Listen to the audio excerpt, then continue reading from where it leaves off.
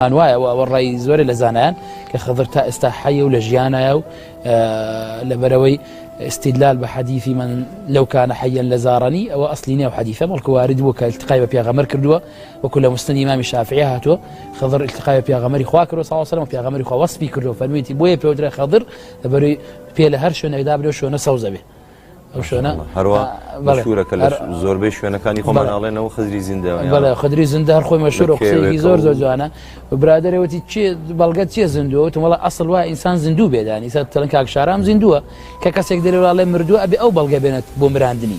وانيا بلغه نبي لسمردني كسيك كواب او كاس زندوه. بسم الله الرحمن الرحيم الحمد لله رب العالمين والصلاة والسلام على محمد وآله وصحبه وسلم. برزان أو كساني كألين لا مسند إمام الشافعي هاتوا كوا خضر ببيغمبر إخوة جيشتبيت صلى الله عليه وسلم واتخضر هشتا هل لجيان دابتو لسردمي بيغمبري صلى الله عليه وسلم هبو بيه وجيش بيت ببيغمبر صلى الله عليه وسلم. زاناني علم حديث فرميانا الحديث المذكور لا أصل له ولا يعرف له إسناد أفرمون أو حديث راسنيو أصل أساسي بونيو سند كشي تواونيا. إمام ابن الجوزي فرمي قشت أو حديثاني كباس أبلو بكاتن كخضر لجيان داماو نمردوا أفرمي هل بستراون موضوعا وأفرمي أو حديثان كل الصحابة ولا تابعين يشهد بلو باريه وأفرمي ضعيف السند سند كان هم لاوازن وأو رجالانش أو اشتان جرايته ومجهول ناسراون بويا أو كساني كألين خضر زندية ونمردية وكلنا وهندي خلشي بخدر زندة مشهورة أوانا بابين بلغي قرآن والسنة بينوا بآيات القرآن بينوا كوا خضر هشت على جيان دايا استا پیغمبر عيسى عليه الصلاة والسلام آياتي لباروهاتي كوا لجيان دايا ولا آسمانا وما قتلوه وما صلبوه أو آياتي لباروهاتي پیغمبر عيسى عليه الصلاة والسلام بلام هيت آياتك لقرآن لفرمودي الصحيح نهاتوا كوا خضر عليه الصلاة والسلام أويش نمرد بيه وهر زندو بيتن هيت بلغة نهاتوا بلكو بلغة من هي لقرآن كباس لوي أكاتن كمرد بيت همو كسيك لپیش پیغمبری خوا صلی الله علیه وسلم او پیغمبران او خلقانی که ولا پیش پیغمبری ایما هبوا ببلغی قرآن همیان مردون زگه لپیغمبر عیسانی بک او خاصه که بلغی لبارو هاتی او جیاوازه بس اوانی تر هیچ بلغ لبارو نهاتی بابین آیتک بخوینه و قرطک بو او جوره کسانه خواهی پرورگر افرمی وما جعلنا لبشر من قبلك الخلد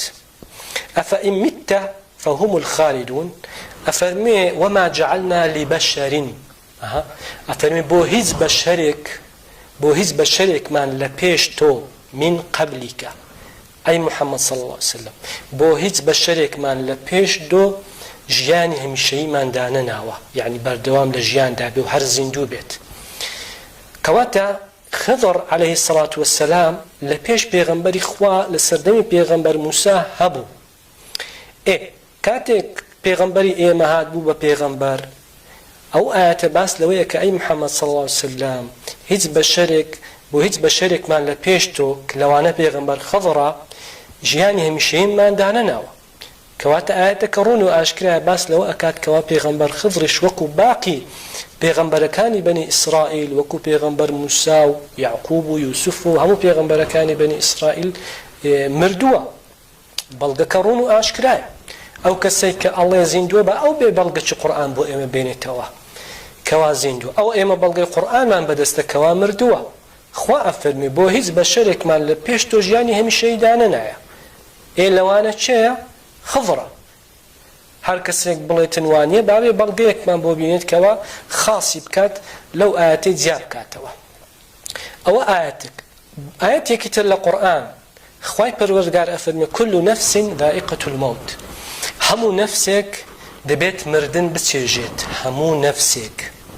هەموو ڕۆحێک هەموو کەسێک هەموو مرۆڤێک ئایا خضر مرۆڤ بوو یان مرۆڤ نەبوو کەسێک بوو یان کەسێک نەبوو نابێت بمرێت مادەم مرۆڤە هەموو مرۆڤێک سیفەتی مردنی هەیە هەموو کەسێک دەبێ بمرێت هەموو مرۆڤێک پێغەمبەر عیساش عەلەیهی سەڵات وسەلام کە لە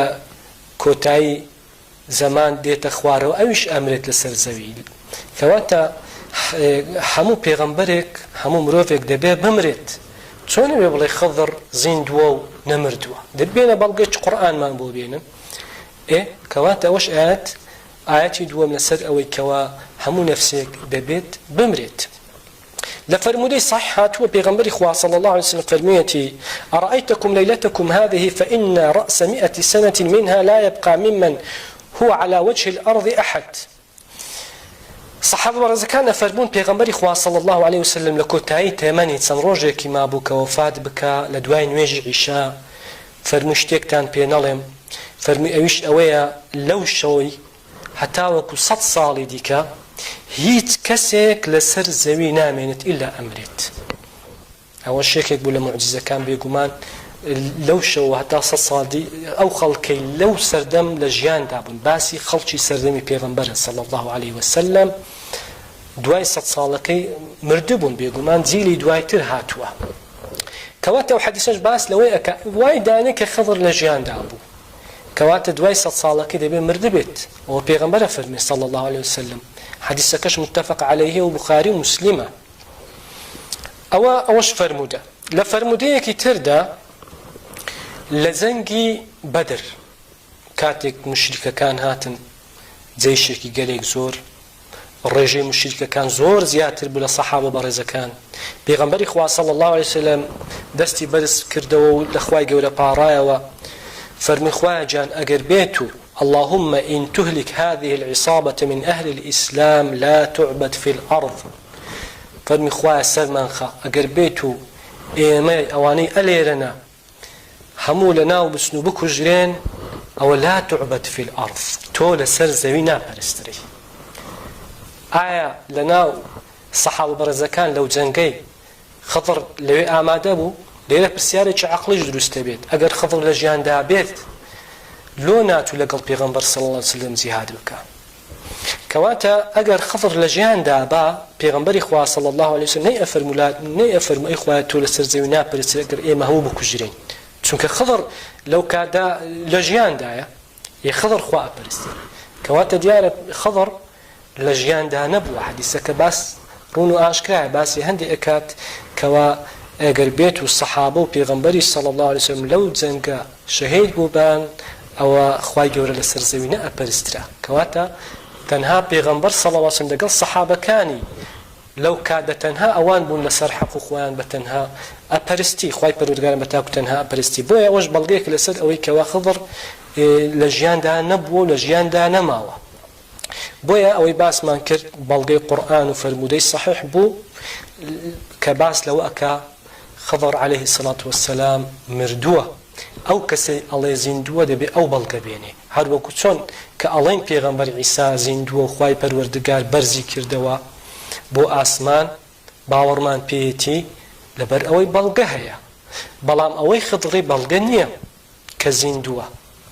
لە هەر شوێنێکیش کاتێک خەڵکێک بڵێ وەڵام پیاوێکم دی و خدری زیندە بوو بەچە زانیوە خدری زیندە بوو شەیتان فێڵبازە جار بە خۆ دێنتە سەر شکلی کەسێک لەوانەیە تا باوەڕت بەو شتە بێ بڵێنەوە خدری زیندەندی شتی وانیە و ئەسڵ و ئەساسی لەبارەوە نەهاتیە ئەو جۆرە عەقیدە و قسانە کاتێک لەناو خەڵکی بڵاو ئەکرێتەوە ئەوە شتی بێ بنەوە و خوڕافیات و بێ بەڵگەیە ئینسانی موسڵمانیش نابێت شتی بەبێ بەڵگە لەناو خەڵکی بڵاو کاتەوە و موسڵمانانیش نابی شتی بێ بەڵگە وەربگرن ئەو سەردەم نەما باو باپیرانی ما زۆر شتی ئاوا خوڕافیات و بێ بەڵگەیان بەگوێ دادرا بەڵام الحەمدولله ئێستا و سەردەم نەمایە جیلی ئەو سەردەمەی ئەو جیلێکی خوێندەوارە شتی بێ بەڵگە وەرناگرێ هەر گاڵتەی بە شتی بێ بەڵگە دێ بۆیە دینی ئیسلام بریتێ لە قورئان و فەرموودەی صحیح هەر شتێک لە قورئان و لە فەرموودەی صحیح باس کرابوو وەریگرا باس نەکرابوو ڕەتی بکەوە داواکارم لە خوای پەروەردگار هیدایەتمان بدا و ئەخیرمان خێر بکە وصلى الله على نبينا محمد وآله وصحبه وسلم